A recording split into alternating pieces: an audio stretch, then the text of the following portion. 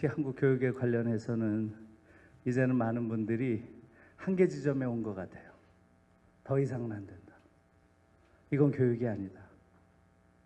더 이상 우리 아이들을 이렇게 불행한 상태로 방치해서는 안 된다라는 게 많은 분들의 생각이신 것 같아요.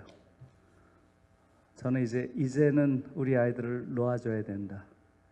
얘들도 자기 삶을 살게 해야 된다. 얘들에게도 행복이 있는 것이지 왜 대한민국이라는 곳에 태어났다고 해서 전 세계에서 가장 불행한 아이가 된다는 게 이게 가당키나 한 말이에요. 여러분, 과장이 아니에요. 전 세계에서 이렇게 불행한 아이들이 없어요. 그리고 아이들이 이런 불행 속에서 크기 때문에 성인이 돼도 한국인들처럼 이렇게 불행의식을 깊이 내면화한 이런 사람들이 없어요.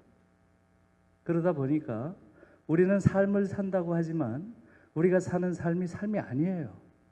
많은 외국인들이 한국 와서 보는 느낌은 TV에서 말하는 아이고 한국 좋아요. 그건 다 그냥 말하자면 인사치레로 하는 말이에요. 그들이 진짜 하는 말들을 여러분이 들으셔야 돼요. 한국엔 삶이 없다는 거예요. 한국이라는 사회는 사막이라는 거예요. 여러분, 프랑코 벨라르디라고 하는 이태리 철학자가 한국에 와서 한 말이 가장 정확한 말이에요. 일상의 사막화. 저는 그 말이 너무나 아파요. 가장 아파요. 에? 이건 삶이 아니라 사막이라는 거예요. 한국인의 삶이. 결국은 교육 과정에서부터 깊은 불행을 내면화한 아이들이 성인이 되면 또 마찬가지로 행복을 삶 속에서 실천하는 인간이 되지 못하고 또 평생을 이런 불행의식을 갖고 자란 한 인간이 언제 다른 사람의 행복을 위해서 아이고 내가 이걸 해야지 저걸 해야지 그런 인간이 되겠어요? 그러니까 사회 전체가 사막 혹은 정글이 되는 거예요. 정글. 정말 이런 사회가 없어요. 그러니까 이런 모든 문제의 근원에 교육이 있다는 거죠. 교육이 있고 그런 모든 희생을 감수하고라도 오케이.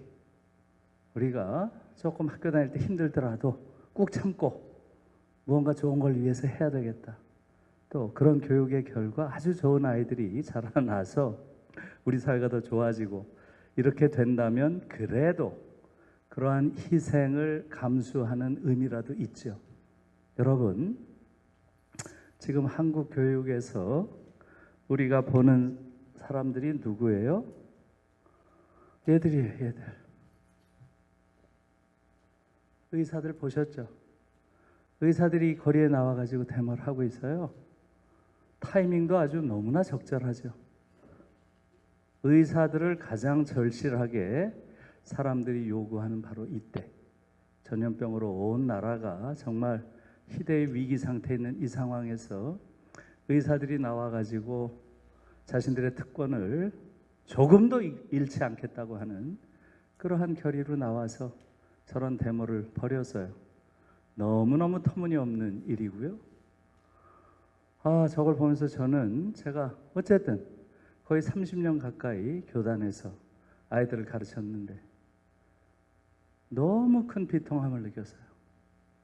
내가 가르친 아이들, 그 중에서 제일 똑똑한 아이들이 저런 아이들이구나.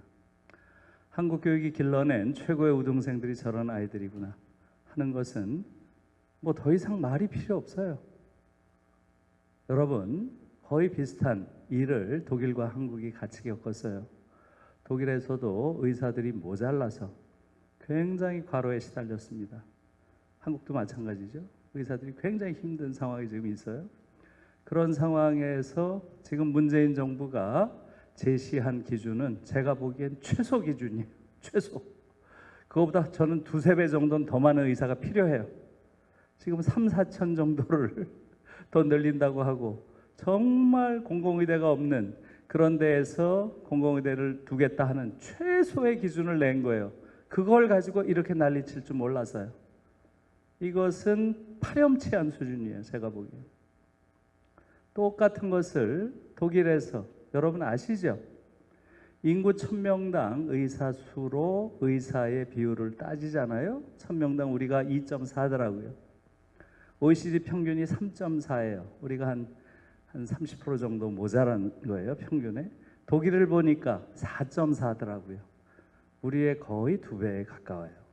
그런데 독일에서 이번에 코로나에 대처한다고 하면서 의사들이 많이 필요하니까 어떻게 했어요?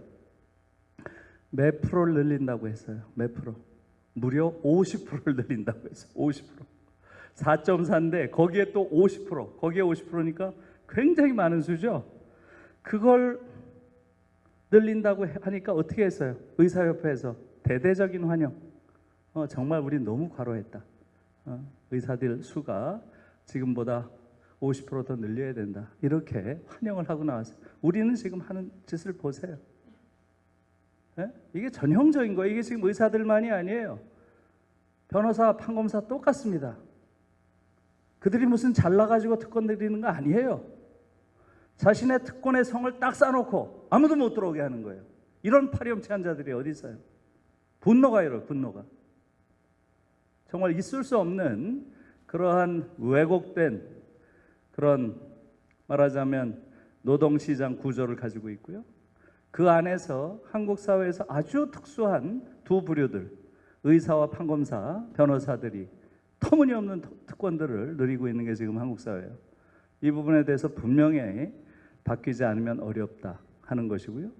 이것이 거기서 그치는 것이 아니라 이들이 누리는 특권에 그치는 것이 아니라 이들이 이렇게 특권적인 권한 또는 특권적인 지위를 가짐으로써 모든 교육 체제를 왜곡해놨어요. 거기 들어가는 게 인생의 목표인 그런 나라가 돼서요. 이런 나라가 어디 있어요? 정말 어처구니 없는 나라고요. 그래서 저는 이번에 의사들의 데모를 보면서 의사들이 낸 성명서를 보고 경악했습니다. 아, 우리가 이 정도의 지적인 능력을 가진 아이들을 키웠던가. 여러분들 반드시 읽어보셔야 돼요. 한국 교육에 대해서 고민하신다면 의사들의 성명서를 반드시 필독하셔야 됩니다. 한국 교육이 실패한 정도가 아니라 대파탄이에요. 이것은 카타스트로페. 제가 보기에 한국 교육은 빨아쓸 수 없습니다. 갖다 버려야 돼요. 완전히 갖다 버리고 근원적으로 새로 시작해야 돼요. 아주 원칙적으로 새로운 아이들을 길러내야 됩니다. 그렇지 않으면 미래 없어요. 이건 사람이 살 수 있는 사회가 아닙니다. 의사들이 성명서에서 뭐라 그랬어요? 여러분 같으면 어떤 의사를 택하시겠습니까? 그리고 A, B 또 선다형이에요. 선택하라는 거예요. 이자들이 아주 이 선다형 택하는 건 이거잖아요. 달인들 아니에요. A, B로 선택하래요. A가 뭡니까? 전교 1등을 빼앗기지 않기 위해서 공부에만 매진한 의사. 전교 1등 얘기가 거기 나오더라고요. 자기들 다 전교 1등이다 이거예요. 공부에만 매진했다. B는 뭐예요? 실력은 한참 모자라지만 추천에 의해서 공공의대 의사가 된 의사. 둘 중에 택하라는 거예요. 여러분, 초등학생이면 이렇게 쓰겠어요, 글을? 저는 문학 선생이라서 글에 대해서 예민합니다. 글이라는 게 인격이에요. 글 속에 그 인간의 됨됨이가 드러나 있어요. 이들이 쓴 이 글을 보세요. 거기 서려 있는 이 오만방자함, 이 오만한 엘리트의식, 거기 서려 있는 그 예의 없음, 타인을 그렇게 조롱하고 깔보는 태도, 저는 그게 너무나 경악스러워요. 한국 교육이 결국은 그런 아이들 길러낸 거예요. 그 아이들의 탓이에요? 그 아이들은 평생을 그렇게 자란 거예요. 공부만 잘하면 모든 게 용서되는 그런 교육 속에서 그런 괴물들이 자라난 거예요. 우리 책임이죠. 제 책임이죠. 제 책임. 교육자로서. 이런 너무나 끔찍한 상황들을 접하면서 이건 뭐 더 이상 한국 교육이라고 하는 것은 이것은 뭐 평가할 여지가 없어요. 이건 대파탄이라고 보고요.